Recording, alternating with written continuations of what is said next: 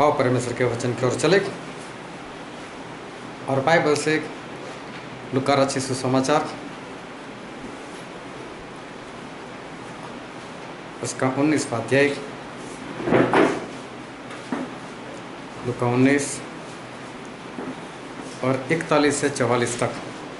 लूका 19, 41 से 44।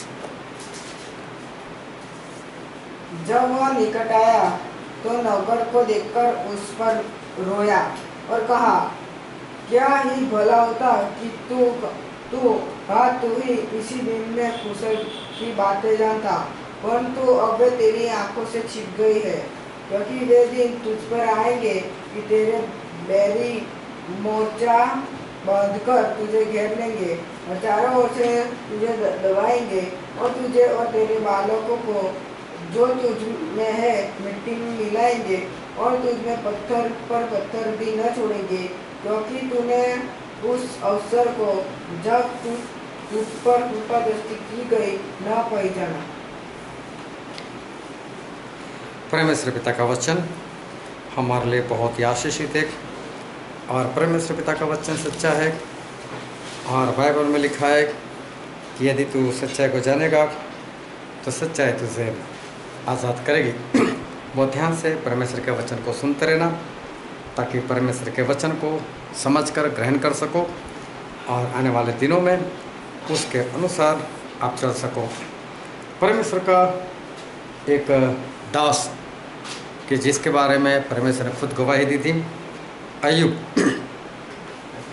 अय्यूब के ऊपर बहुत विपत्तियाँ जो थी वो विपत्तियाँ आई थी और अय्यूब जो थे वो अपने ज़माने में बहुत ही अच्छे थे। परमेश्वर खुद अय्यूब के बारे में बात करते थे कि अय्यूब जैसा खरा, संपूर्ण और परमेश्वर से डरने वाला ऐसा पूरी धरती के ऊपर कोई नहीं है। लेकिन फिर भी उस अय्यूब के ऊपर विपत्तियाँ आई। विपत्तियाँ आने का कारण ये था कि शैतान जो था वो स्वर्ग में चला गया था और जब वो स्वर्ग में गया तो परमेश्वर से उसकी बातचीत हुई। तो परमेश्वर ने शैतान को बोला कि शैतान तू कहाँ जाकर आया? तो शैतान बोलता है कि मैं तो पृथ्वी पर इधर उधर सब जगह पर घूम कर आया हूँ। तो परमेश्वर ने बोला, क्या तूने मेरे दास अय्यूब को लक्ष्य में लिया, ध्यान में लिया? तो बोलता है कि क्या वो बिना कारण व्यर्थ में तेरी आराधना करता है? बोले तूने उसको आशीष दी है इसलिए उसकी संपत्ति बढ़ चुकी है, इसलिए वो तो तेरी आराधना करता है। लेकिन बोले एक बार उसका सब कुछ छीन ले, फिर देख वो कोई तेरी आराधना नहीं करने वाला। तो यहाँ पर शैतान ने क्या किया, परमेश्वर के साथ बात की और परमेश्वर को उकसाया कि देखो, और जो अय्यूब थे उनके ऊपर दोष लगाया कि अय्यूब को आपने आशीष दी है इसके कारण। तो जब परमेश्वर से ऐसी बात हुई तो परमेश्वर ने भी बोला कि चलो कोई बात नहीं, फिर देख ही लेते हैं हम भी। तो एक ही दिन में बहुत सारी विपत्ति जो है वो अय्यूब के ऊपर आ गई और हम बाइबल में पढ़ते हैं कैसी कैसी विपत्तियाँ जो थी वो अय्यूब के ऊपर आई थी। अय्यूब का पहला अध्याय और पढ़ो 13वें पद से। एक दिन अय्यूब के बेटे बेटियां बड़े भाई के घर में खा रहे और दाख मधु पी रहे थे। तब एक दूत अय्यूब के पास आकर कहने लगा, हम तो बैलों से हल जोत रहे थे और गधिया उनके पास चढ़ रही थी कि सभा के लोग धावा करके उनको ले गए और तलवार से तेरे सेवकों को मार डाला और मैं ही अकेला बचकर तुझे समाचार देने को आया हूँ। हाँ, एक इंसान आया भागकर अय्यूब के पास और बोलने लगा कि तेरे बेटे बेटे खा पी रहे थे और तभी ऐसा हुआ कि शबाइम के लोग आए, उन्होंने घावा बोल दिया, लुटेरे आए और बोले हम लोग तो गधी वगैरह चरा रहे थे, तो बोले सभी को मारा, सभी को मार दिया, खत्म कर दिया और सब कुछ लूट कर चले गए।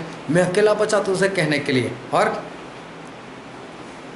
कि वहाँ अभी यह कह ही रहा था कि दूसरा भी आकर कहने लगा। हाँ, अभी तो ये बात चल ही रही थी, ये अयुब से बात कर ही रहा था, तब एक दूसरा इंसान भागते भागते वहां पर आ गया।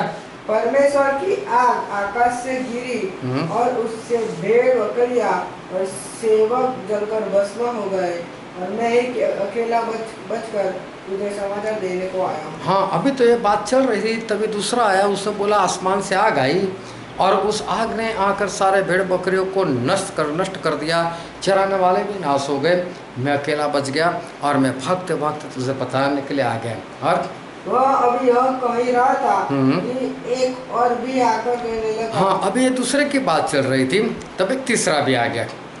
कश्ती के लोग 3 दल बांधकर ऊँटों पर धावा करके उन्हें ले गए और तलवार से तेरे सेवकों को मार डाला, और मैं ही अकेला बचकर तुझे समाचार देने को आया। हाँ, अब एक तीसरा आया और तीसरे ने आकर भी वही बात की और उसने कहा कि देखो, कुछ लोग आए ऊँट के ऊपर, सब कुछ लूट कर चले गए, सारे नौकरों को मार दिया और मैं अकेला जो था, मैं अकेला ही बच गया और तुझे मैं बताने के लिए आ गया। 3 एक के बाद ये बात बता रहे। फिर वह भी यह कह ही रहा था कि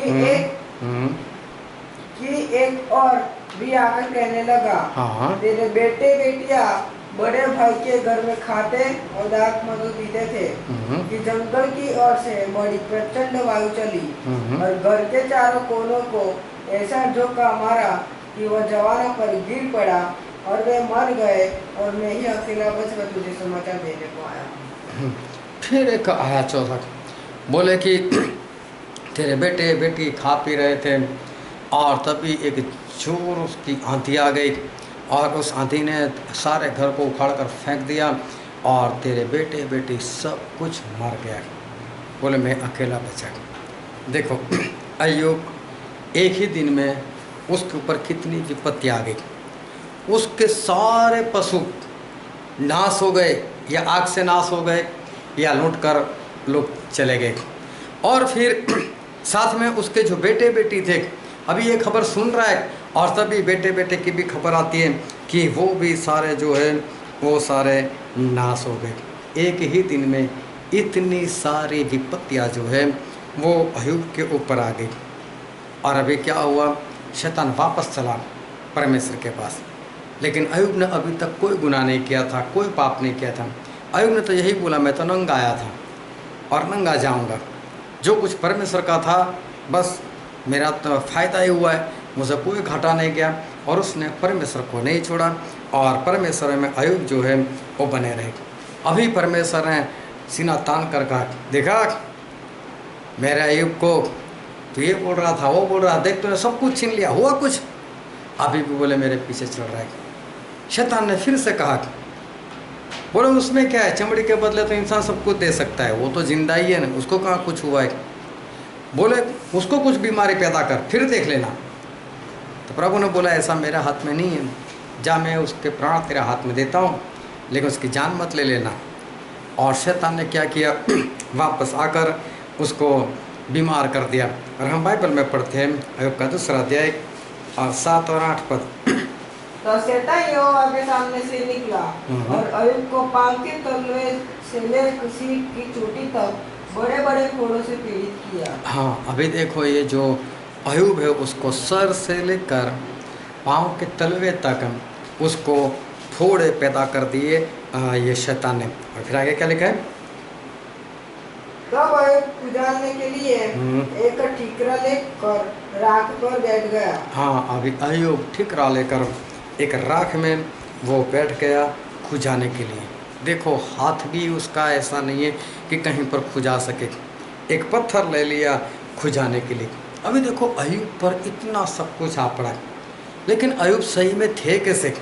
अय्यूब के बारे में बाइबल में ऐसा लिखा है, हम पढ़ते उसका 1 अध्याय और उसका 8वां पद। यहोवा ने शैतान से पूछा, क्या तूने मेरे दास अय्यूब पर ध्यान दिया है? क्या तूने मेरे दास अय्यूब पर ध्यान दिया है?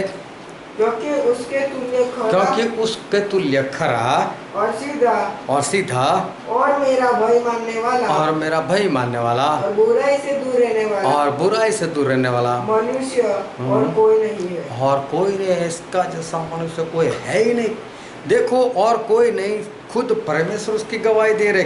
फिर दूसरे अध्याय में भी लिखा है, दूसरा अध्याय उसका 3 पद, यहोवा ने शैतान से पूछा, क्या तूने मेरे दास अय्यूब पर ध्यान नहीं दिया है कि पृथ्वी पर उसके तुल्य खरा और सीधा और मेरा भय मानने वाला और बुराई से दूर रहने वाला मनुष्य और कोई नहीं है। एक बार फिर परमेश्वर ने अय्यूब के बारे में गवाही दी। देखो, गवाही कोई और देता तो हम ऐसा समझ सकते थे कि अय्यूब दिखावा कर रहा होगा और किसी को नहीं पता चला, लेकिन अय्यूब की गवाही खुद परमेश्वर दे रहे। इसका मतलब सही में अय्यूब बहुत ही अच्छे हैं। अय्यूब जो है वो सही में सच्चे हैं, सही में खरे हैं, सही में सीधे हैं, बुराई से दूर रहने वाले और परमेश्वर को मानने वाले सही में है। अगर ये बात परमेश्वर को छोड़कर कोई और करता तो हो सकता है कि हम ऐसा समझे कि ये अय्यूब दिखावा करता होगा और बाकी लोगों को पता नहीं चला। लेकिन जब परमेश्वर बोल रहे, इसका मतलब अय्यूब का कहीं पर भी कोई दिखावा नहीं है। अय्यूब सही में बहुत ही अच्छे। जब शैतान जो है वो परमेश्वर के सामने अय्यूब के ऊपर दोष लगाए, वो ध्यान समझना कि अय्यूब इतने अच्छे हैं, सीधे हैं, परमेश्वर का भय मानने वाले हैं, और फिर भी एक ही दिन में इतनी सारी विपत्तियाँ। ये सारी बातें तो जो हो रही है स्वर्ग में शैतान और परमेश्वर के बीच में, वो नीचे वालों को कहाँ दिखाई देती है? ये तो हम बाइबल पढ़ते हैं तो हमारे लिए तो लिखा हुआ है, इसलिए हमें पता चलता है कि सही में हुआ क्या था। अय्यूब को पता था कि क्या हो रहा है। क्या उसकी पत्नी को मालूम था? क्या उसके मित्रों को मालूम था कि सही में हुआ क्या? सही में क्या हुआ ये धरती के ऊपर कोई नहीं जानता था, लेकिन स्वर्ग में जो हुआ वो हमारे लिए बाइबल में लिखा गया। इसलिए आज हमें मालूम है कि कौन कौन सी बातें हुई थी जिसके कारण नीचे अय्यूब के साथ ऐसा हुआ।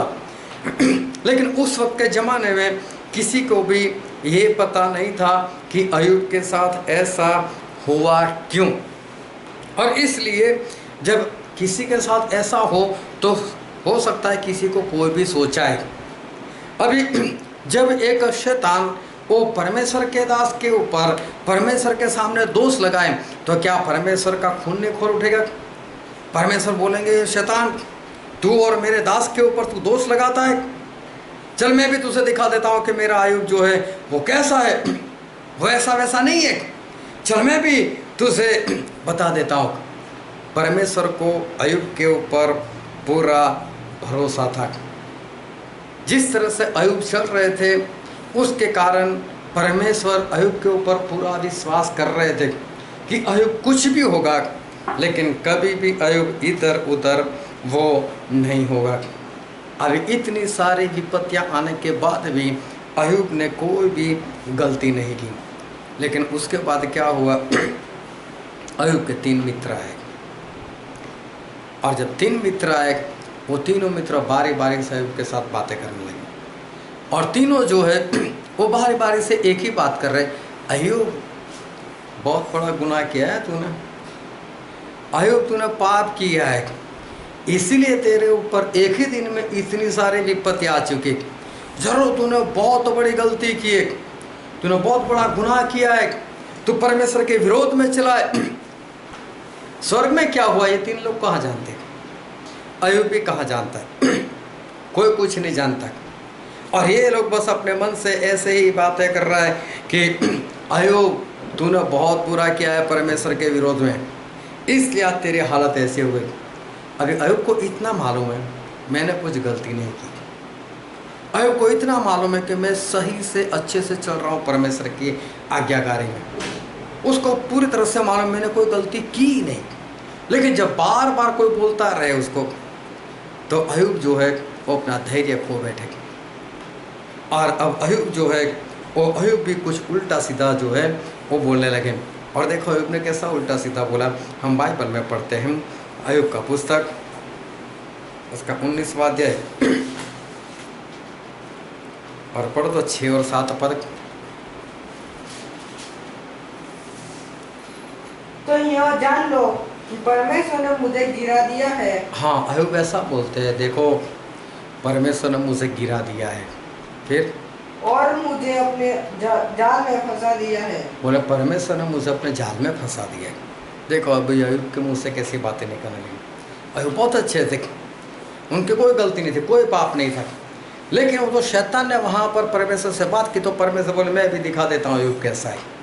लेकिन अय्यूब तीनों की बातें सुन सुनकर अब अय्यूब के मुंह से कुछ परमेश्वर के विरोध में निकल रहा है और बोलता है कि परमेश्वर ने मुझे गिरा दिया है। फिर से पढ़ो, तो यह जान लो, फिर से पढ़ो,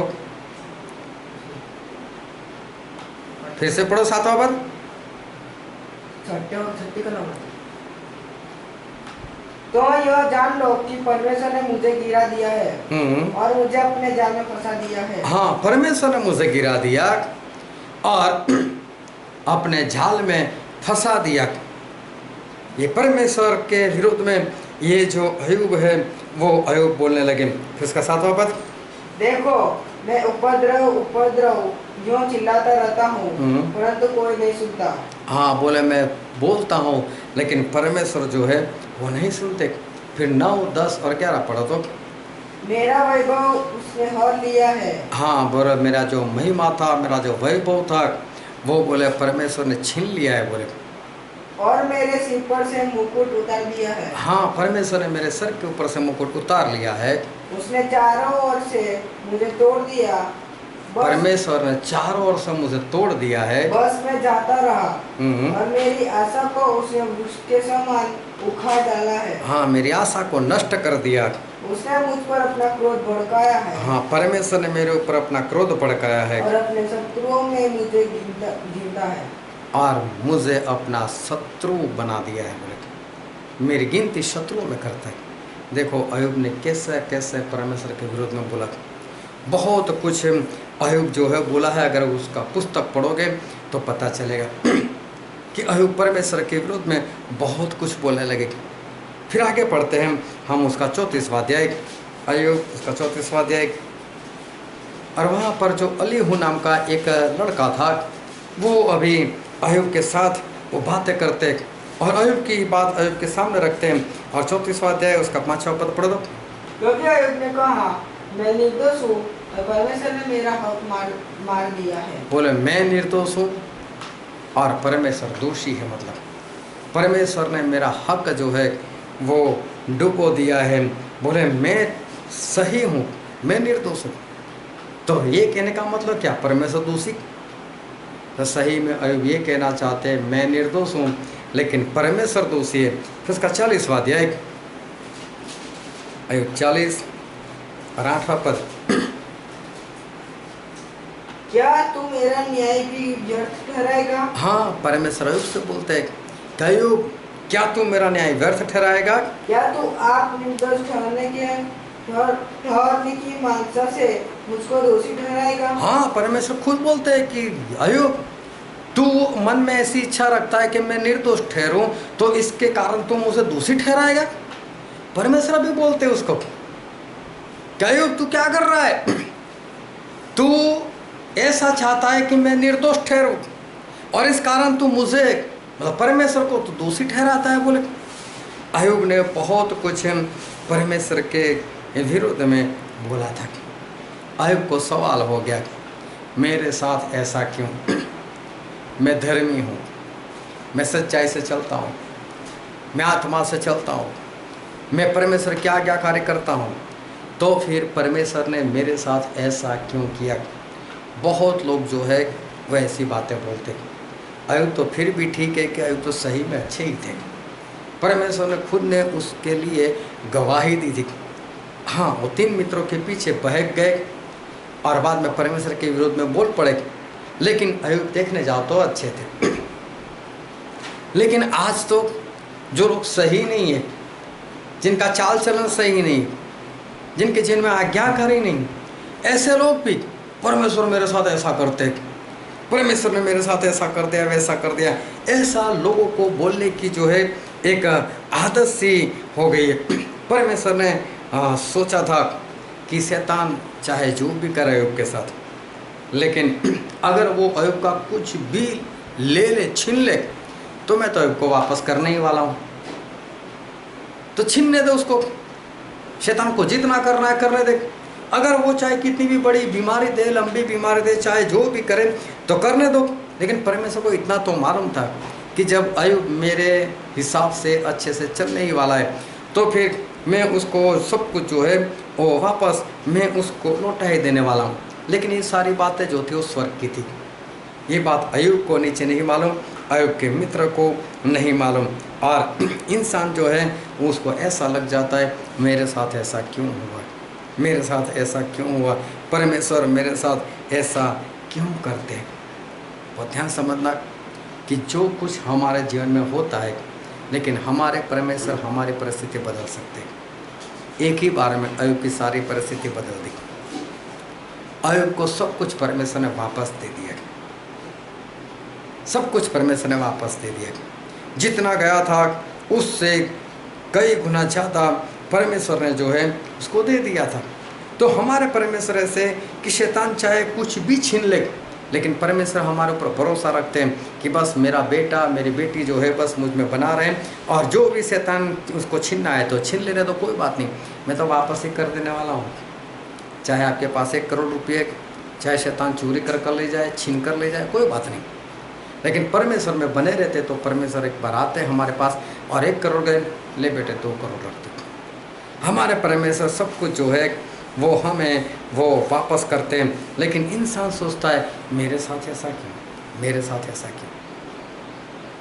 जब भी संसार में विपत्ति आती है, मुश्किल आती है, तो उसके पीछे कोई ना कोई तो दोषी रहता ही रहता है। जब भी संसार में बीमारियां फैलती है, चाहे कुछ भी होता है, तो किसी का ना किसी का तो दोष होता ही होता है। लेकिन जिसका दोष नहीं उसका क्या। जब इस्राएल लोगों ने पाप किया और परमेश्वर ने उन लोगों को बचाना चाहा, परमेश्वर बार बार अपने दासों को भेजते रहे उनके पास।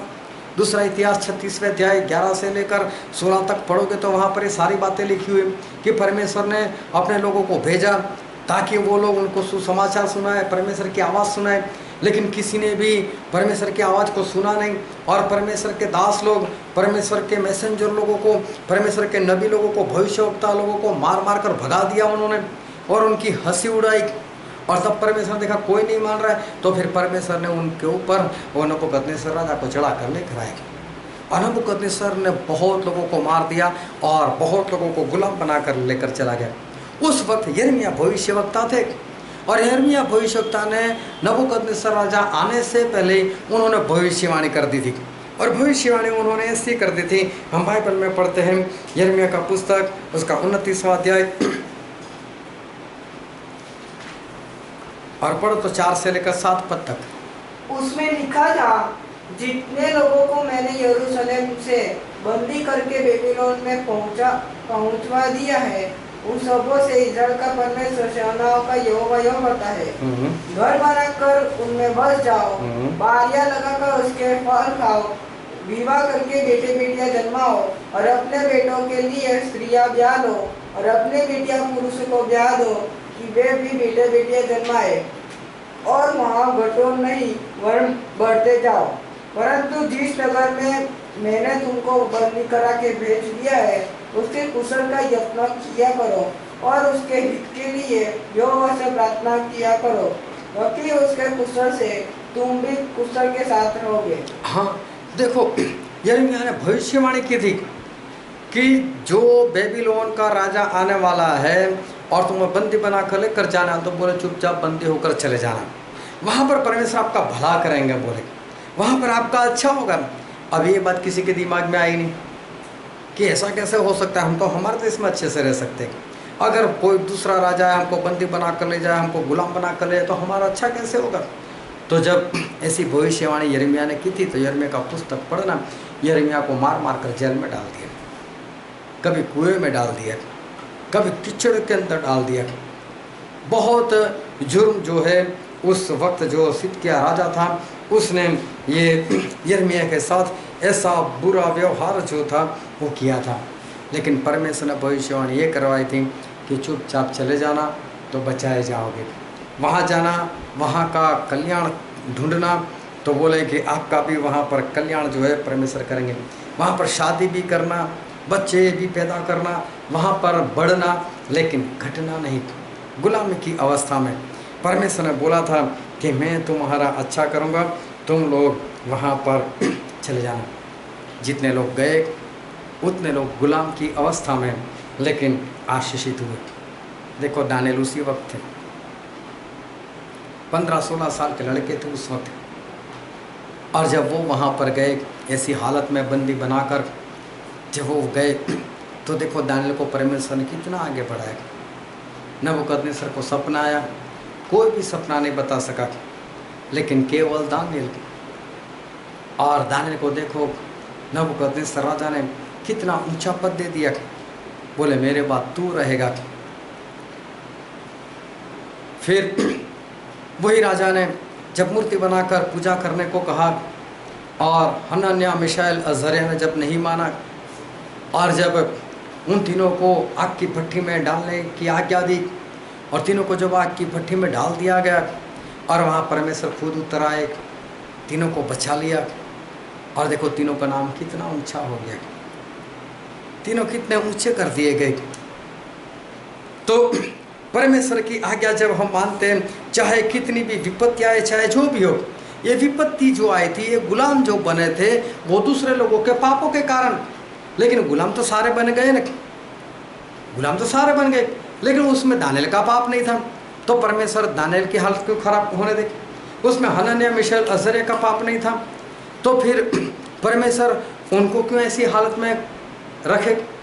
तो चाहे इस धरती के ऊपर किसी के कारण अकाल आए, किसी के कारण विपत्ति आए, चाहे जो भी हो, लेकिन जिन जिन लोगों के पाप थे उनको दंड हो सकता है, लेकिन जिनका पाप नहीं था उनको परमेश्वर कुछ भी जो है वो भुगतने नहीं देते।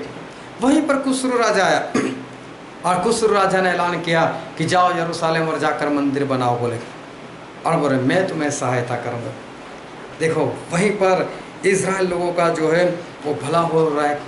वहीं पर अहाश्वेरोश राजा हुआ गुलामी के वक्त, और देखो इज़राइल की लड़की एस्तर, और उसकी शादी उस राजा से हो गई, वो तो वहाँ की रानी बन गई, पूरी इज़राइल प्रजा उसके कारण बचाई गई। तो जिनका पाप नहीं होता और उनको भी विपत्तियों को झेलना पड़ता है, लेकिन तब परमेश्वर उनको सहायता करते हैं, और सारी जो विपत्तियां हैं उस विपत्तियों से परमेश्वर उसको बचा कर रखते। बाद में दारा राजा आया। जब दारा राजा आया तो वो तो दानिएल का मित्र बन गया था, दानिएल के साथ अच्छे से वो तो रहते थे, और दानिएल को उन्होंने भी बड़ा पद जो है वो बड़ा पद उन्होंने दिया था।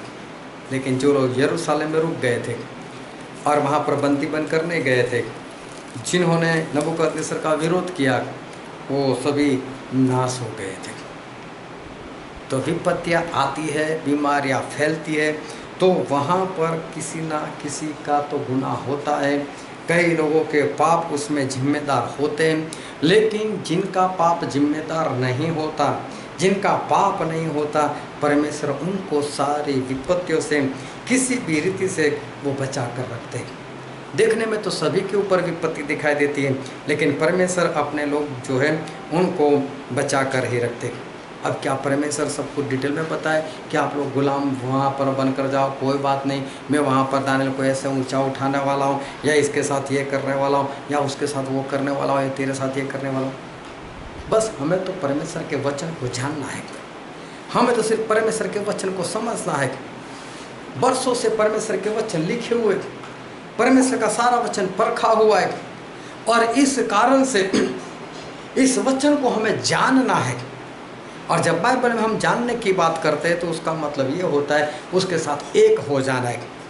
इस बाइबल के वचन के साथ एक हो जाओ, इस बाइबल के वचन को इस तरह से पढ़ो, इस तरह से इसको सुनो, इस तरह से उसको ग्रहण करो, इस तरह से उसको समझो, तो आपको पता चल जाएगा कि आपके साथ जो हो रहा है वो ऐसा क्यों हो रहा है। उसका कारण जो है वो आपको पता चल जाएगा। हमारे परमेश्वर जो है वो सब कुछ हमें डिटेल में नहीं बताते। हमें जानना है हमारे परमेश्वर को, हमें हमारे परमेश्वर को पहचानना है, हमें हमारे परमेश्वर के जो वचन है उस वचन को पहचाना है। अब्राहम 100 साल के हुए तब उनको बेटा हुआ, और वो बेटा तकरीबन 33.5 साल का हो गया तब परमेश्वर ने अब्राहम को बोला, अब्राहम तेरा एकलौता जो बेटा है उस बेटे की बलि दे दो। अभी देखो सोच कैसी आएगी, ये कैसा परमेश्वर है। तो मुश्किल से 25 साल के बाद बेटा दिया। जब मैं 100 साल का हुआ, 75 साल का था तब बेटा नहीं हो रहा था, 100 साल में एक मुश्किल से बेटा दिया। अभी मैं 133 साल का हूँ और तब बोलता है इसकी बलि दे दो। दूसरा बच्चा कहाँ से पैदा करेगा? सोचने को तो कुछ भी सोचा सकती है। अगर परमेश्वर को ना जानो, उनके वचन को ना पहचानो तो कुछ भी सोच जो है वो आ सकती है। लेकिन अब्राहम जो है वो अब्राहम के मन के अंदर, दिल के अंदर ऐसी कोई भी गलत सोच नहीं आई है। लेकिन अब्राहम के अंदर जो सोच आई है वो सबसे हटकर, और हम बाइबल में पढ़ते हैं इब्रानी इसका 11वां अध्याय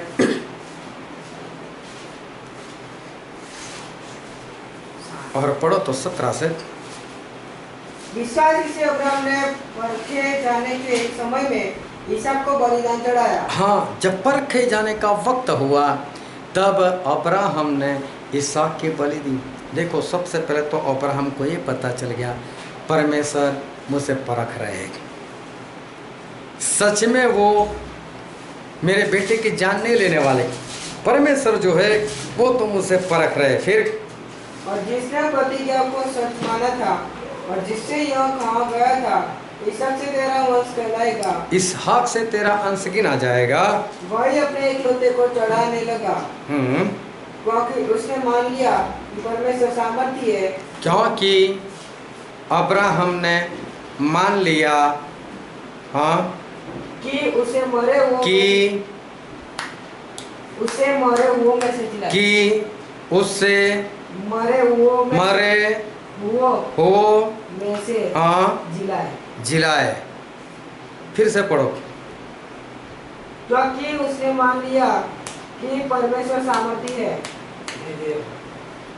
फिर से पढ़ो। क्योंकि उसने मान लिया, अच्छे से पढ़ो।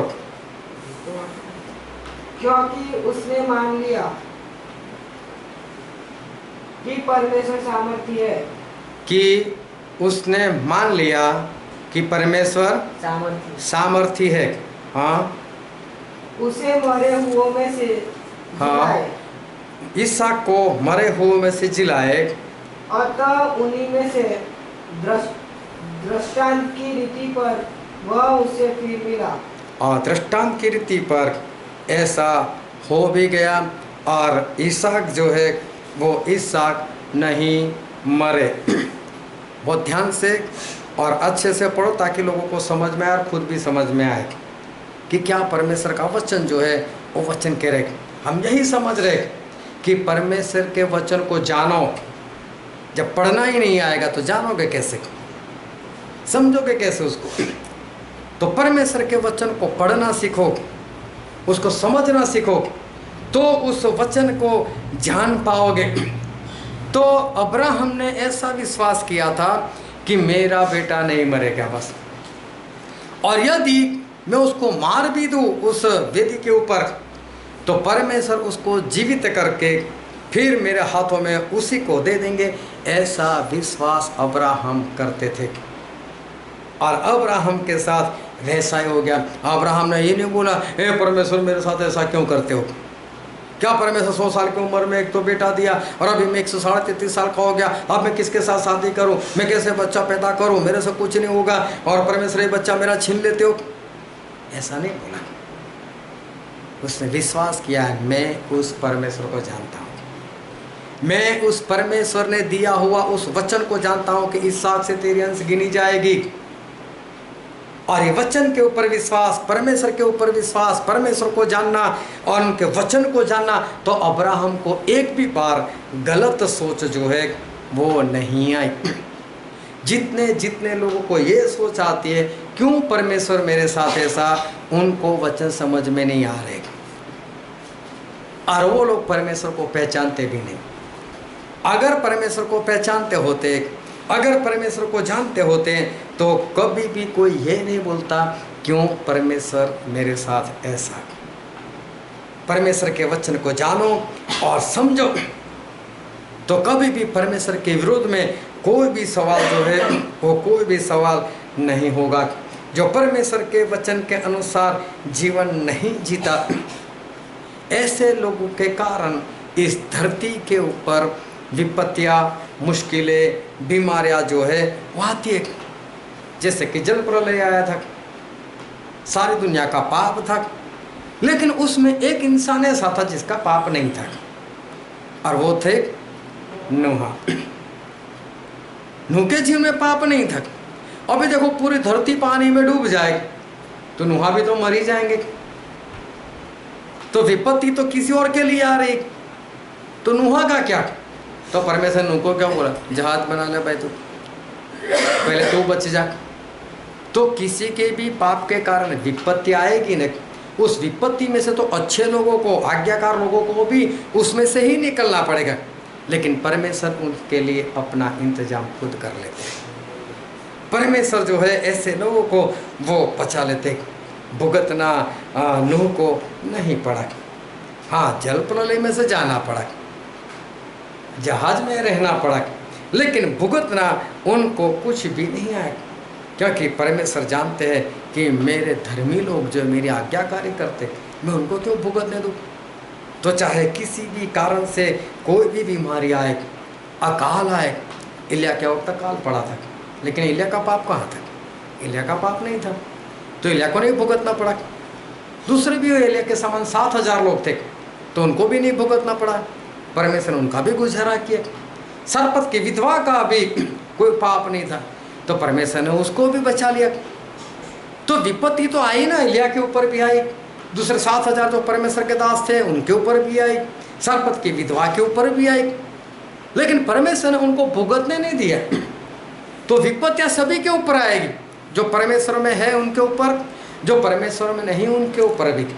लेकिन जो परमेश्वर में नहीं थे उनके कारण विपत्ति आई है, तो परमेश्वर जिनका पाप नहीं था उनको क्यों भुगतने दे? तो परमेश्वर किसी भी रीति से उनको बचा लेंगे। लेकिन ऐसे लोग अगर ऐसा बोले परमेश्वर मेरे साथ क्यों ऐसा, तो समझ लेना वो परमेश्वर को और परमेश्वर के वचन को वो लोग नहीं जानते। इसलिए परमेश्वर क्या बोलते हैं, दूसरा थिस्सलुनीकी उसका 3रा अध्याय, दूसरा थिस्सलुनीकी उसका 3रा अध्याय और उसका 13वां पद। हे भाइयों और प्रभु के प्रिय लोगों, चाहिए कि हम तुम्हारे विषय में सदा परमेश्वर का धन्यवाद करते रहे, क्योंकि परमेश्वर ने नहीं, दूसरा थिस्सलुनीकी 3रा अध्याय 13वां पद। तुम हे भाइयों भलाई करने में साहस न छोड़ो, भलाई करने में साहस ना छोड़ो। परमेश्वर ऐसा बोलते, भलाई करते रहो और कभी भी उसमें डरो मत, भलाई करते करते थक ना जाओ। ऐसा परमेश्वर जो है वो हमको कहना चाहते। परमेश्वर को जानते हो, परमेश्वर के वचन को जानते हो, तो परमेश्वर क्या बोलते, भलाई करते करते कभी भी थको नहीं। भलाई जो है वो भलाई तुम्हारे जीवन में होती रहेगी। इसी तरह से परमेश्वर के जो वचन है उस वचन में जीवित रहो। परमेश्वर के वचन में सभी जगह पर भलाई है। परमेश्वर का फल हर तरह की भलाई में है और इसलिए परमेश्वर बोलते हैं कि भलाई करते मतलब परमेश्वर के वचन के अनुसार जीवन जीते जीते कभी भी थको नहीं। और उसके बाद चाहे कितनी भी विपत्ति आएगी तो वो विपत्ति आपके लिए नहीं होगी। अगर आप परमेश्वर के वचन के अनुसार जीवन जीते हो, परमेश्वर के वचन के अनुसार आप भलाई करते थकते नहीं, तो समझ लेना कि कितनी भी विपत्ति आएगी वो विपत्ति आपके लिए नहीं आएगी। और आपके लिए नहीं आई तो परमेश्वर आपको भुगतने भी नहीं देंगे। मिस्र देश में कितनी सारी विपत्ति आई, पानी का लहू बन गया, लेकिन विपत्तियाँ किसके कारण आई थी? फिरौन और मिस्र देश की प्रजा के कारण, वहाँ पर रहने वाले इज़राइल लोगों के पाप के कारण नहीं था। तो इज़राइल लोगों को तो पीने का पानी मिल जाता था। जब मिस्र देश में मेढक आए तो सारा मिस्र देश परेशान हुआ, लेकिन वहीं पर एक जगह पर रहने वाले इज़राइल के लोग उनकी बॉर्डर क्रॉस कर कर मेढक नहीं आते थे, क्योंकि उनका पाप नहीं था, तो परमेश्वर को भुगतने भी नहीं देते थे। जब पूरे मिस्र देश के ऊपर सभी पशु और इंसान सभी को जुए पड़ी, लेकिन तब जो इज़राइल के लोग थे उनके किसी के भी सर में या किसी के भी पशु के सर में या कहीं पर भी जुए नहीं पड़ी, क्योंकि उनका पाप नहीं था, तो परमेश्वर उनको भुगतने भी नहीं दिया। वहाँ पर बड़े बड़े आग के साथ ओले गिरे, लेकिन इज़राइल का पाप नहीं था, तो उनके वहाँ ओले नहीं गिरे। वहाँ पर ढेर सारे टिड्डियाँ आ गई और सब कुछ नष्ट कर दिया, लेकिन इज़राइल लोगों को नहीं भुगतना पड़ा, वहाँ पर टिड्डियाँ नहीं आई। वहाँ पर पशुओं के ऊपर मरी फैली और सारे पशु मर गए, लेकिन इज़राइल के पशु को कुछ भी नहीं हो, क्योंकि उनका पाप नहीं था। मिस्र देश के अंदर अंधकार छा गया, 3 दिन तक लोग इधर उधर हिल ना सके, जहाँ पर बैठे थे वहाँ से हिले ही नहीं वो लोग। लेकिन इज़राइल जहाँ पर रहता था वहाँ पर तो प्रकाश था, उनको नहीं भुगतना पड़ा। बहुत ध्यान से समझना कि मिस्र का पाप था तो मिस्र को भुगतना पड़ा, लेकिन मिस्र ही में रहने वाले इज़राइल लोगों का पाप नहीं था, तो उनको भुगतना नहीं पड़ा। चाहे कोरोना पूरी दुनिया में, चाहे आपके देश में, लेकिन अगर उसमें आपका पाप नहीं है तो आपको भुगतना नहीं पड़ेगा, आपको कुछ नहीं होगा। परमेश्वर कहते हैं कि भलाई करते थको नहीं, मेरे वचन के अनुसार जीवन जियो, कुछ भी नहीं होगा। लेकिन लोग डर के मारे चिल्लाने लगे, परमेश्वर ऐसा क्यों, मेरे साथ क्यों ऐसा है। तो फिर समझ लेना कि आप परमेश्वर को नहीं जानते और परमेश्वर के वचन को नहीं जानते। जो परमेश्वर को जानते हैं, परमेश्वर के वचन को जानते हैं, उनको इतना तो मालूम है मेरे साथ नहीं होगा। अगर उसका जीवन सही है तो वो समझ जाएगा कि मेरे साथ ऐसा कुछ नहीं होगा। पूरे इज़राइल को मिस्र देश में रहते हुए भी उनको कुछ भी विपत्तियों में से भुगतना नहीं पड़ा। विपत्तियाँ वहाँ पर आती थी मिस्र देश में, लेकिन इज़राइल को भुगतना नहीं पड़ता था। आज भी हमारे परमेश्वर जो है वो वैसे ही है। आज भी अगर हम परमेश्वर के वचन के अनुसार जीवन जीते हो तो आपको कुछ भी नहीं भुगतना पड़ा, वो नहीं पड़ेगा। लेकिन जब पहिलोठों को मारने की बात आई, अभी तक कोई मरा नहीं था, लेकिन पहली बार किसी को मारने की बात आई, पहिलोठे को मारने की बात। और बाइबल में लिखा है, हम पढ़ते हैं 1 कुरिन्थी उसका 15 अध्याय और उसका 26वां पद।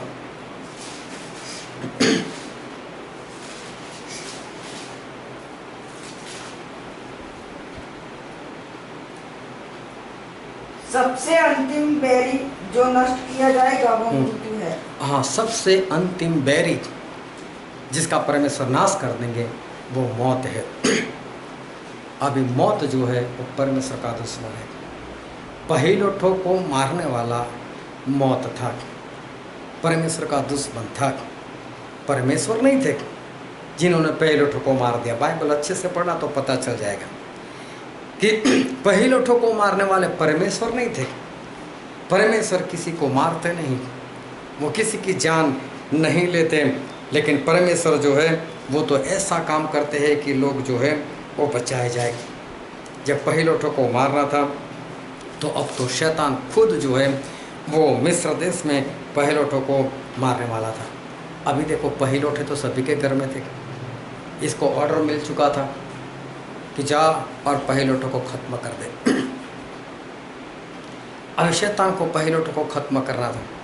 सारे इज़राइल के घराने में भी पहिलोठे थे।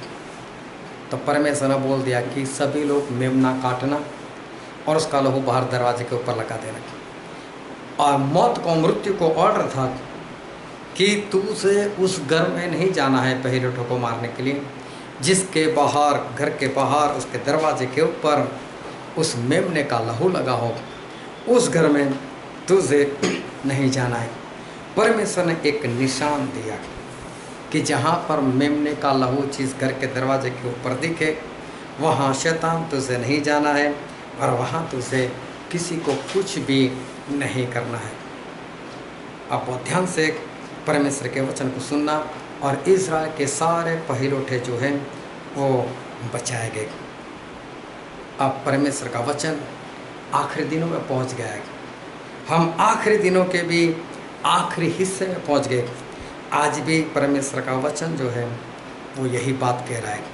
आखिरी दिनों में भी बहुत सारी विपत्तियां आने वाली हैं और बाइबल में हम पढ़ते हैं प्रकाशित वाक्य उसका 9वां अध्याय और पढ़ो तो 1 से लेकर 4 पद।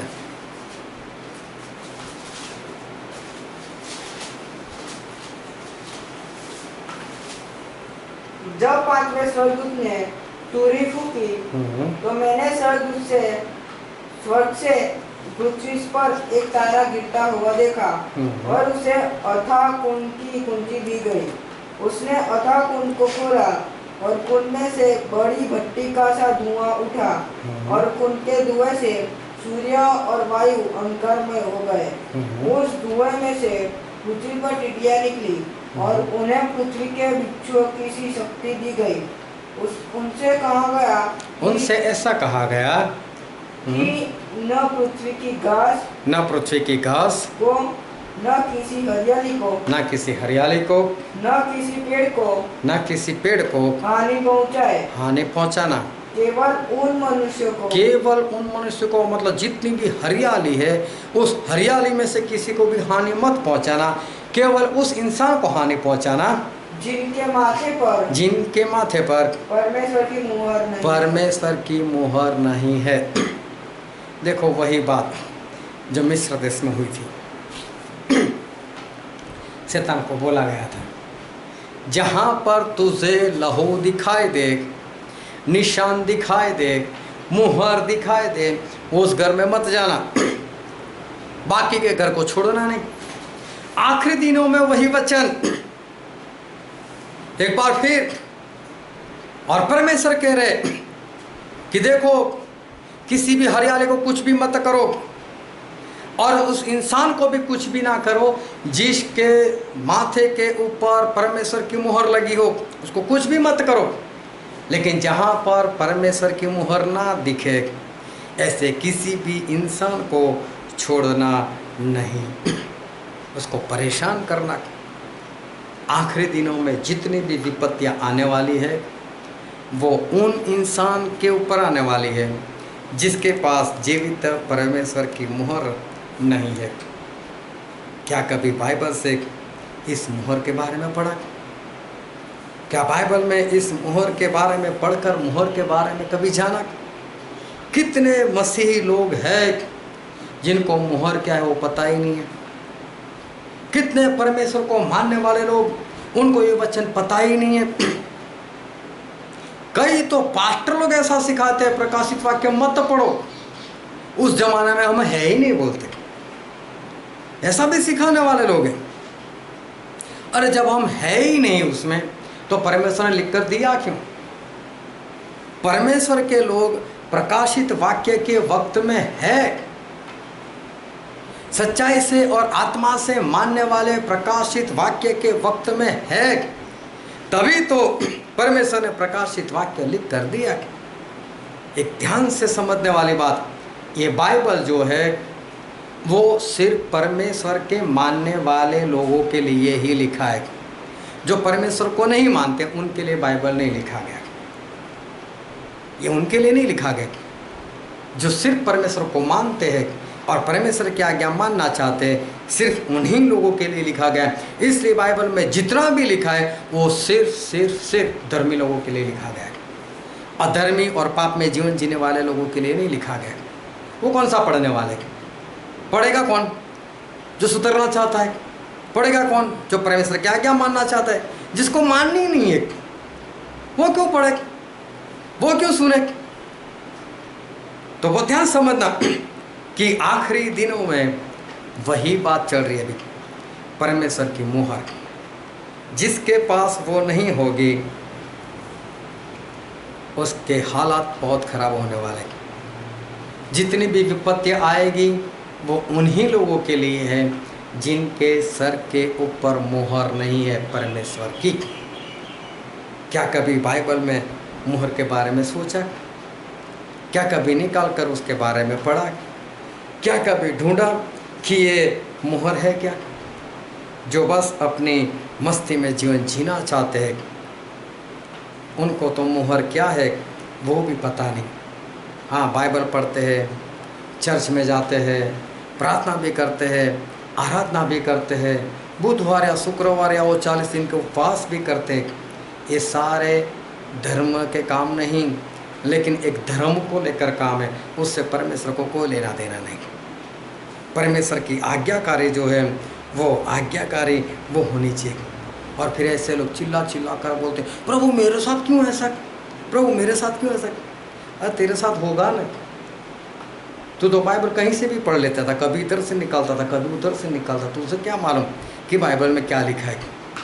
तू तो बस मसीह धर्म को मानता है इसलिए बाइबल पढ़ लेता था कहीं से भी निकाल कर, इसलिए तू प्रार्थना कर लेता था, इसलिए तू चर्च में चला जाता था। कभी तूने बाइबल को जानने का, उसके साथ एक होने का प्रयत्न किया? क्या तूने कभी इस मोहर के बारे में सोचा? कभी मोहर को ढूंढा? कभी मोहर को जाना? कभी उसको पाने का प्रयत्न किया? जब पाया नहीं और फिर विपत्ति आ गया तो बोलो प्रभु मेरे साथ ऐसा क्यों? ये जितने लोग ऐसे सवाल करते हैं उसके लोगों को परमेश्वर के वचन पता ही नहीं है। और इसलिए आज जो वचन हमने पढ़ा था लूका इसका 19वां अध्याय और 41 से 44 तक, और हम एक बार फिर से वो वचन पढ़ते हैं, उसका 42वां पद पढ़ो तो, और धीरे से और शांति से। हाँ, 42वां पद। दाऊद आप भजन संहिता कौन सा वचन पढ़ा हमने? लूका 19। और कहा क्या फिर से पढ़ो।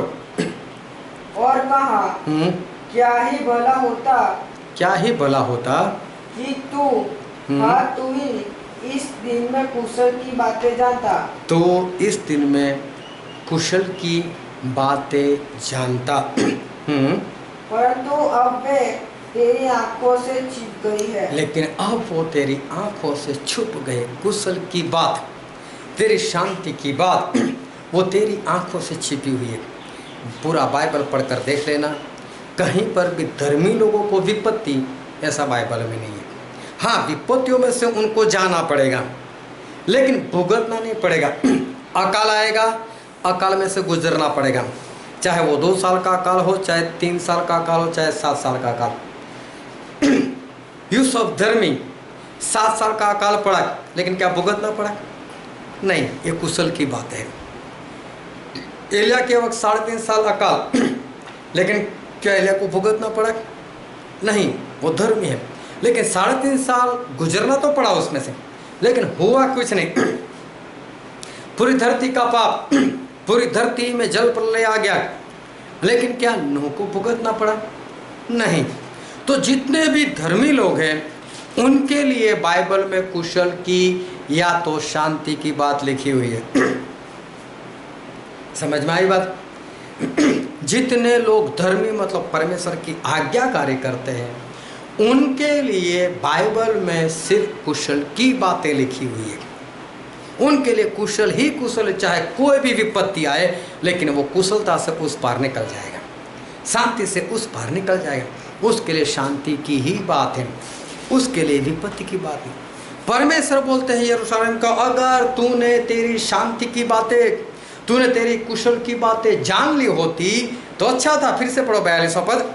और कहा क्या ही भला होता कि तू ही इसी दिन में कुशल की बातें जानता। कुशल की बातें जानता, शांति की बातें जानता, मतलब तू परमेश्वर की शांति की बात, कुशलता की बात के साथ एक हो जाता। अगर अय्यूब जान लेता कि जो भी हो रहा है मेरे साथ कुशलता के लिए हो रहा है, मेरे शांति के लिए हो रहा है, तो एक बार भी परमेश्वर के विरोध में नहीं बोलते, जबकि अच्छे थे।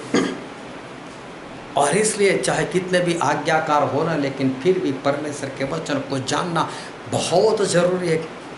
अब्राहम ने संपूर्ण रीति से जान लिया था कि हमारे परमेश्वर अच्छे ही है, उनका वचन भलाई का ही है। मेरा बेटा नहीं मरने वाला तो नहीं मरने वाला। तो एक भी बार ऐसा नहीं कहा परमेश्वर 133 साल का मैं हो गया, परमेश्वर मेरे साथ क्यों ऐसा नहीं बोला, क्योंकि मालूम था मेरे बेटे को कुछ भी नहीं होने वाला। जितने लोग वचन को जानते हैं उनको मालूम है कि विपत्ति तो आएगी, लेकिन उसमें मैं तो कुशल ही से, शांति से ही मैं उस पार जो है मैं निकल जाऊंगा। परमेश्वर बोलते तूने तेरी कुशल की बातें जान ली होती तो कितना अच्छा था। लेकिन इंसान क्या करता है, ऐसे सुबह बाइबल खोलता है, परमेश्वर आज मुझे वचन दो, और ऐसे खोलता है, उंगली रखता है और बाइबल पढ़ता है, और इसलिए उसको कुछ नहीं पता चलता है। यशाया कहाँ पर है, यिर्मयाह कहाँ पर है, यहेजकेल कहाँ पर है, उसमें क्या लिखा है, उसको कुछ नहीं मालूम। उसको बाइबल की बातें जो है वो उसको समझ में नहीं आती। उत्पत्ति से पढ़ना शुरू करो, प्रकाशित वाक्य तक पढ़ो, तो परमेश्वर की सारी योजनाएं जो है वो आपको समझ में आएगा। तब आपको पता चलेगा कि परमेश्वर जो है वो बाइबल के जरिए कहना क्या चाहते हैं। ये मत समझना है कि ये जो बाइबल है किसी धर्म का पुस्तक है या मसीही धर्म का पुस्तक है। बाइबल में कहीं पर भी नहीं लिखा ये कोई मसीही धर्म का पुस्तक नहीं है। लेकिन बाइबल मालूम है क्या है, बाइबल परमेश्वर ने इंसान के साथ की हुई वाचा का पुस्तक है। परमेश्वर ने ये वाचा जो हमसे बांधी है उस वाचा का पुस्तक है। और वाचा का मतलब ये होता है तू इतना कर तो मैं भी इतना करूँगा। ये परमेश्वर ने बाइबल में लिखा है। और हम पढ़ते हैं व्यवस्था विवरण उसका 30वां अध्याय और 15 और 16 पद। 30 व्यवस्था विवरण 30, 15 और 16। सुन, आज मैंने तुझको जीवन और मरण, हानि और लाभ दिखाया है। हाँ, परमेश्वर बोलते देख आज मैंने तुझे जीवन और लाभ, मौत और हानि, ये दोनों मैंने तेरे सामने रख दी है। क्योंकि मैं आज तुझे आज्ञा देता हूँ, मैं आज तुझे आज्ञा देता हूँ कि अपने परमेश्वर यहोवा से प्रेम करना और उसके मार्गों पर चलना और उसकी आज्ञाओं, विधियों और नियमों को मानना। हाँ, परमेश्वर बोलते हैं कि तेरे परमेश्वर से प्रेम करना, उनकी आज्ञाओं को मानना, उनके वचन के अनुसार चलना, जिससे तू जीवित रहे, जिससे तू जीवित रहे और बढ़ता जाए, और बढ़ता जाए। और तेरा परमेश्वर यहोवा उस देश में जिसका अधिकारी होने को तू जा रहा है तुझे आशीष दे। हाँ, परमेश्वर तुझे आशीष दे। देखो इतना स्पष्ट हमारे परमेश्वर बता दिया, तू मेरी आज्ञा मानेगा, मुझसे प्रेम करेगा, मेरी विधियों के अनुसार चलेगा तो मैं भी तुझे आशीष दूंगा। अगर इंसान आज्ञा ना माने तो आशीष नहीं। अगर इंसान आज्ञा ना माने, परमेश्वर से प्रेम ना करे तो उसके जीवन में कोई जीवन नहीं, लेकिन हानि और मौत आएगी। ये स्पष्ट लिखा है, तू इतना कर तो बदले में मैं इतना करूँगा। पूरा बाइबल पढ़कर देख लेना, एक जगह पर नहीं, ऐसा ढेर सारी जगह पर परमेश्वर लिखा है तू इतना कर तो मैं इतना करूँगा। इसी को वाचा कहते। वाचा कम से कम दो लोगों के बीच में होती है, और यहाँ पर पूरा संसार और परमेश्वर हम दोनों के बीच में वाचा है। परमेश्वर बोलते इंसान तू इतना इतना करना तो बदले में मैं तेरे लिए इतना इतना करूँगा। अगर आप वचन जान लो, परमेश्वर को पहचान लो और परमेश्वर की आज्ञा के अनुसार चलो तो धरती के ऊपर कितनी भी बीमारियां आए और कितनी भी विपत्ति आए, लेकिन आपने परमेश्वर को जाना है, उनके वचन को जाना है, उनके वचन के अनुसार जीवन जीते हो, आप उसी बीमारी में से जाओगे लेकिन बीमारी लगेगी नहीं। आप उसी विपत्ति में से जाओगे लेकिन विपत्ति आपको छुएगी नहीं। आप उसी मरी में से जाओगे लेकिन मरी आपको हानि नहीं पहुंचाएगी। ये परमेश्वर का वादा है। अय्यूब समझे नहीं कि परमेश्वर क्या करने के लिए जा रहे, और उनके मुंह से निकल गया कि परमेश्वर ये मेरे साथ ऐसा क्यों, आपने मेरे साथ ऐसा क्यों किया।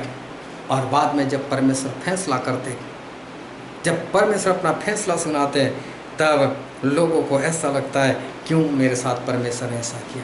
परमेश्वर हमारे साथ कभी कुछ गलत नहीं करते। जैसा आपने किया होगा वैसा ही आपके साथ होगा।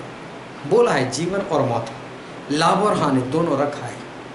तेरे जैसे काम होंगे वैसे वैसे तेरे जेब में काम होगा। पहले से लिख कर दे दिया, ये करेगा तो ये होगा। खड्डे में गिरेगा तो हाथ पैर टूटेंगे, और फिर जाके खड्डे में गिरने के बाद मेरा हाथ पैर क्यों तोड़े परमेश्वर, तो बोला था ना तुझे खड्डा है मत जाके। तो जैसे काम होंगे वैसे ही इंसान के साथ ऐसा होगा। एक भाई साहब उनको जेल जाना पड़ा, और जेल जाने का कारण ये था कि उनका किसी बैंक में अकाउंट था, और उनकी पत्नी वो कहीं पर टीचर की जॉब कर रही थी। ये पति वो हर रोज़ अपनी पत्नी को स्कूल में रखने के लिए और छूटने के वक्त उनको लेने के लिए जाता था। वहाँ पर एक भाई साहब और भी आता था, वो भी अपनी पत्नी को लेने के लिए रखने के लिए आता था। ये कभी कभी आमने सामने हो जाते थे क्योंकि टाइम एक ही था, तो एक दूसरे को बार बार देखने के कारण एक दूसरे को पहचानने लगे, और एक दूसरे के सामने ऐसे गर्दन हिला देते थे, हाँ भाई कैसा है तू। बस एक बार वो भाई साहब इस भाई साहब के पास आए और बोले आपके घर के पास जो बैंक है, बोले उसमें आपकी पहचान है, क्योंकि बैंक में कैसा होता है कि अगर आपको अकाउंट खुलवाना है तो लोग पूछेंगे यहाँ पर किसी का अकाउंट है, ऐसे किसी की साइन लेकर आओ। बोले हाँ है मेरा अकाउंट। बोले मेरे साइन कर दो, मुझे यहाँ पर अकाउंट खुलवाना है। इस भाई को ऐसा कि इसकी पत्नी भी वहाँ टीचर है ना, साइन कर दे दिया। अभी क्या हुआ, वो इंसान फ्रॉड था और उसकी पूरी गैंग थी।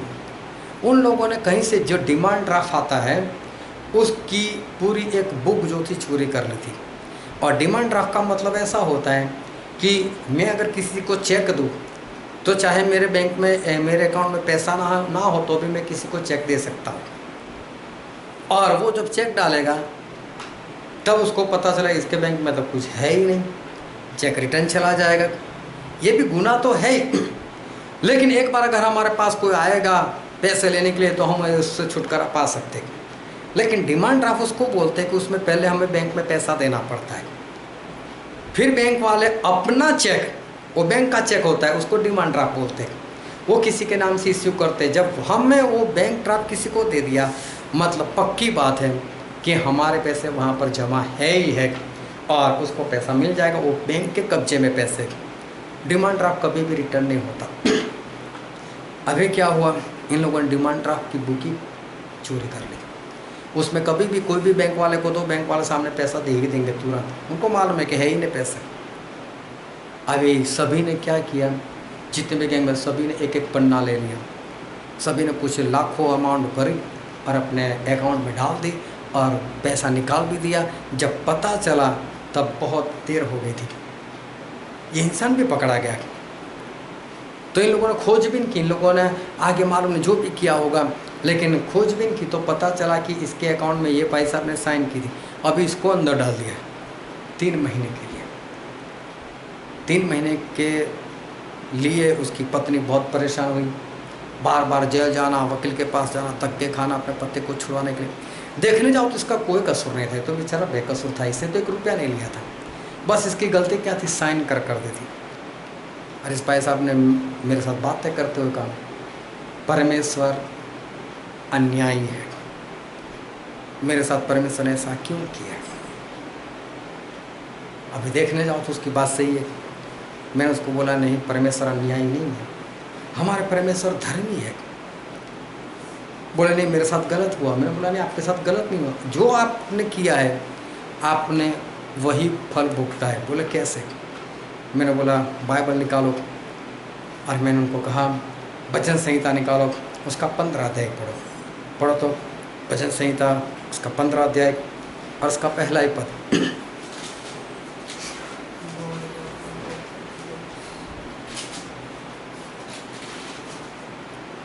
हे परमेश्वर तेरे तंबू में कौन रहेगा। हाँ बोलते हैं परमेश्वर तेरे तंबू में कौन रहेगा। फिर पूरा लंबा लिस्ट दिया है कि कौन कौन तंबू में रहेगा। फिर उसका आखिरी पद पढ़ दो।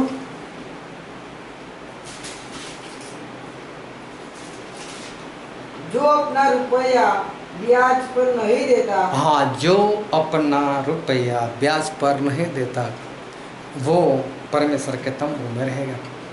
मैंने बोला देखो आपने बैंक में अकाउंट खुलवाया ब्याज के लिए। बोले हाँ, ये खुलवाया तब आपने साइन कर दी ना। ये परमेश्वर के विरुद्ध में काम नहीं किया होता, आता वो साइन करवाने के लिए, और आता तो आप कैसे कर देते, आपका अकाउंट ही नहीं होता। बोले बात तो सही है, परमेश्वर कभी भी किसी के साथ भी गलत नहीं होने देते।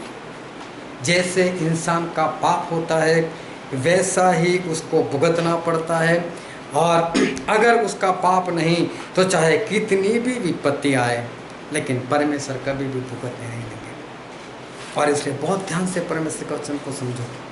परमेश्वर कहते, एक बार फिर से पढ़ते हैं जो हमने वचन पढ़ा था लूका 19, और पढ़ो तो उसका 42वां पद। और कहा, क्या ही भला होता कि तू ही इसी दिन में कुशल की बातें जानता, परंतु अब तू कुशल की बातें जानता। परमेश्वर ने अपने आज्ञाकारी करने वालों के लिए कुशल ही की बात रखी है, सिर्फ कुशल की बात रखी, शांति की ही बात रखी है। अगर आज्ञाकारी करोगे तो भी विपत्ति आएगी, लेकिन वो विपत्ति आपके लिए नहीं। बीमारियां आएगी लेकिन वो आपके लिए नहीं, और शांति फैलेगी लेकिन आपके लिए नहीं। लड़ाइयाँ होगी लेकिन आपके लिए नहीं। अभी अंत के दिनों में तो बहुत कुछ होने वाला है, और इसलिए परमेश्वर ने शैतान को पहले से बोल दिया, तुझे जो करना है कर, लेकिन जिसके सर के ऊपर तुम मेरी मोहर देखे ना उसके पास नहीं जाना है। स्पष्ट बोला है परमेश्वर ने। और अभी इंसान मोहर को जाने ना, मोहर के बारे में पढ़े ना, मोहर ले ना, और आखिर में बोले परमेश्वर मेरे साथ क्यों ऐसा है, तो होगा ही तेरे साथ ऐसा। बाइबल पढ़ो, एक एक वचन को जानो और उसके अनुसार जीवन जियो, तो फिर आपके लिए कोई भी विपत्ति नहीं है, आपके लिए सिर्फ और सिर्फ कुशल की बातें। इसलिए परमेश्वर बोलते, तूने तेरी कुशल की बातें जान ली होती तो कितना अच्छा था। तो कुशल की बातों को जानो, वचन को जानो और उसके अनुसार चलो, ताकि कोई भी विपत्ति आए लेकिन उसमें आपको कुछ भी ना होने पाए। आओ हम हमारे आंखों को बंद करें और हमारे मस्तकों को प्रभु से आगे झुकाए, जो राजाओं के राजा है, जो प्रभु के प्रभु है। मेरे प्रिय, परमेश्वर कहते हैं, अगर तू तेरे कुशल की बातें जानता। मेरे प्रिय, बाइबल में जितने लोग परमेश्वर की आज्ञाकारी करते हैं उनके लिए कुशल की ही बातें लिखी है। क्या आपने जाना कभी? अगर आप आज्ञाकारी करते हो, कोरोना आपके लिए नहीं है। अगर आप धर्मी हो, परमेश्वर के वचन के अनुसार चलते हो, कोई भी विपत्ति आपके लिए नहीं ही है। लेकिन क्या कभी आपने जाना? और अगर आप धर्मी हो तो कैसे पता चलेगा? अगर आप एक एक आज्ञा मानते हो तो कैसे पता चलेगा? उसका निशान परमेश्वर ने दिया है, जीवित परमेश्वर की मोहर, वो अपने ऊपर ले लो। वो होगी तो विपत्ति आएगी, अशांति आएगी, लड़ाइयाँ होगी, लेकिन वो आपको टच नहीं कर पाएगी। उस मोहर को पालो, उस कुशल की बातों को जान लो, ताकि आप बचाए जाओ। ये वचन समझने के लिए, ग्रहण करने के लिए, उसके अनुसार चलने के लिए प्रभु की कृपा हम सभी पर होने पाए।